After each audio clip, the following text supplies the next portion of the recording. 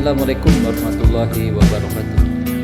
Selamat berjumpa kembali dalam Psikologi Pelatihan di Fakultas Psikologi Universitas Mercu Buana Yogyakarta. Raga kita boleh ngobrol, namun jiwa kita tetap mumpah. Pada sesi kedua ini kita tetap akan berdiskusi tentang pelatihan dan pengembangan. Sesi awal kemarin kita sudah bicara tentang pelatihan pengembangan, definisi, dan juga perbedaan dari pelatihan pengembangan. Nah, sesi kedua ini kita akan lebih menjawab mengapa harus pelatihan. Ini yang akan kita kupas dan kita akan diskusikan bersama-sama. Teman-teman, ada yang belum pernah mengikuti pelatihan selama ini? Oh, tentunya sudah pernah ya, baik itu di level organisasi, di sekolah ataupun di berbagai tempat ya. Baik, ketika kita bicara pelatihan, itu pasti akan diikuti dengan sebuah kata perubahan.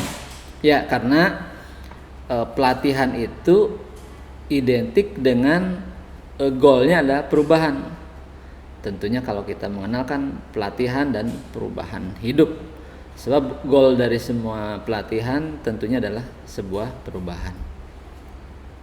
Ini hal menarik dari beberapa referensi bahwasanya memang secara pragmatis program pelatihan itu memiliki dampak positif baik bagi individu maupun organisasi ya, baik sebagai personalnya ataupun di mana dia tetap bekerja ataupun beraktualisasi, bisa organisasi perusahaan, yayasan, sekolah dan lain sebagainya.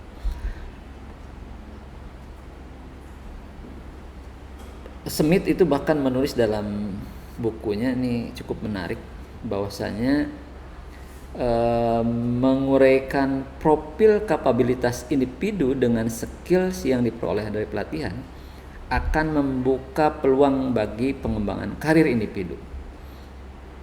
Karir di mana? Ya karir di organisasi tentunya, karir di perusahaan, karir dimanapun tempat dia bekerja atau beraktualisasi.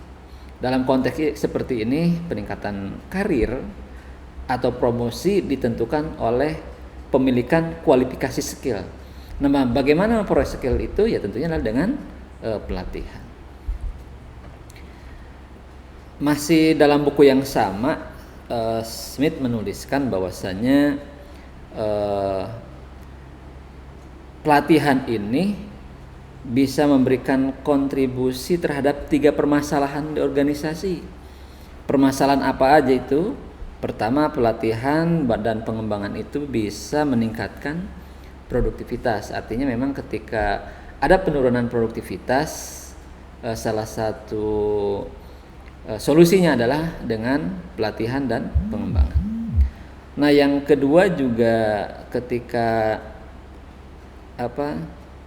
pelatihan pengembangan ini dilakukan pada karyawan di sebuah perusahaan, ini tidak hanya akan meningkatkan kompeten, tetapi juga akan meningkatkan atau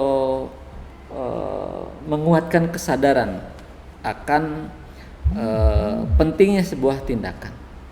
Nah, yang ketiganya ini dapat meningkatkan kemampuan organisasi dalam perubahan-perubahan gitu, baik perubahan teknis, perubahan strategi ataupun keterampilan. Jadi ini sangat penting sekali. Nah, pertanyaannya, apakah pelatihan itu hanya untuk mengobati? Iya, namun ya pelatihan juga bisa untuk mencegah terjadinya beberapa hal. Namun kita akan lihat apa sih sebetulnya gejala pemicu pelatihan atau kenapa sih harus ada pelatihan. Kita tahu pelatihan itu ada karena ada penurunan produktivitas, peningkatan izin atau abstain, adanya high turnover, penurunan moral dari karyawan, adanya gesekan, dan penurunan profit. Ini di antara gejala kenapa harus adanya pelatihan. Nah, ini yang sangat menarik sebetulnya, hubungan faktor-faktor penyebab harus adanya pelatihan, dan ini yang menyebabkan tadi tujuh gejala tadi: low productivity, high abstain, high turnover, low employee morale, high grievances, strikes, dan low profitability. Itu kan lebih disebabkan karena pertama itu kegagalan organisasi memberi sarana dan peluang yang tepat bagi karyawan.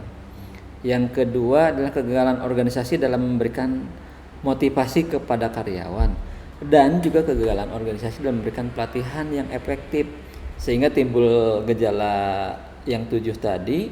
Nah, sehingga memang harus diadakannya sebuah pelatihan. Kayak dari sini cukup jelas ya. Jadi ketiga kegagalan dalam organisasi menimbulkan gejala-gejala yang membutuhkan perubahan. Nah, salah satu untuk perubahan itu adalah dengan pelatihan.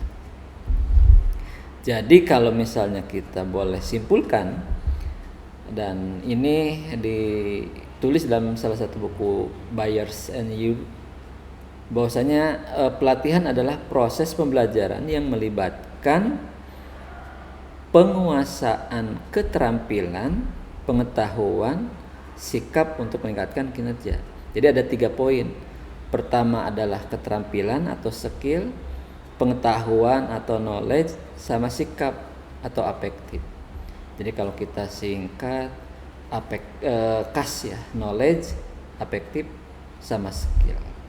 Itu tujuan besar dari sebuah pelatihan. Dan selanjutnya kita akan bicara 3 tahap pelatihan nih. Tahap pertama yaitu tentang tahap analisa kebutuhan. Nanti kita bicara ini di sesi TNE ya, Training Need Assessment. Lalu tahap kedua adalah tahap pelatihan itu sendiri. Nah, kita akan urai juga. Lalu berikutnya adalah tahap evaluasi pelatihan. Jadi sebetulnya di pelatihan ini hanya tiga tahap ini, 3 tahap besar lah ya. Tahap analisa kebutuhan, tahap pelatihan, nanti tahap pelatihan itu akan diurai, lalu tahap evaluasi pelatihan. Demikian yang bisa saya sampaikan, semoga bermanfaat, dan sekali lagi raga boleh lockdown namun jiwa tetap move on. Semangat selalu, semangat pagi. Assalamualaikum warahmatullahi wabarakatuh.